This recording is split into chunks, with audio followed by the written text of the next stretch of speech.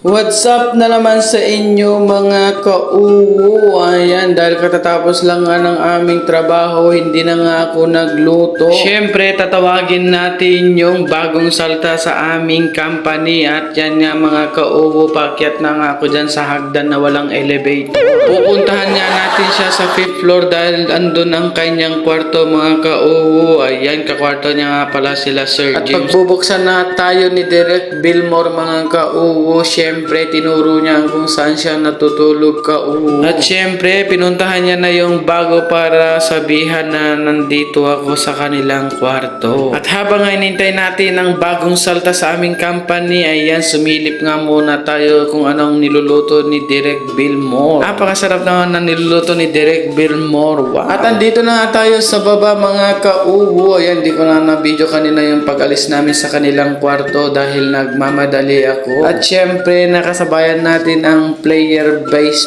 basketball pala to si Alvin. Si Alvin pala to mga ka-uwo.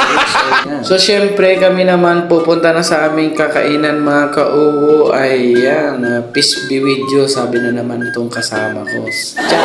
So, yun nga ka-uwo, habang naghihintay nga sila ng kanilang sahod, kaya tinawag ko na lang muna na kumain sa restaurant tong si June. So, June pala ang kanyang pangalan mga ka-uwo, tiga Bukidnon. At andyan na kami sa restaurant ng Variety mga ka-uwo. Siyempre, ang paborito nating pagkain, ayan, in-order ko na nga ang parata. Noong nakaraang video ko mga ka-uwo, ang na-order ko biryani, hindi parata. Siyempre, nagtitipid kaya parata, charis. At pinas forward ko na lang ka-uwo para mabilis naman ang inyong panonood sa aming video ni June. So, shawi naman po sa inyong lahat. Naubos nga namin ka-uwo yung nakain namin. So, kukunti lang kasi. Hanggang dyan na lang ang aking mini mekos na vlog mga ka-uwo. Maraming salamat sa inyo. Kita-kits sa susunod kong video.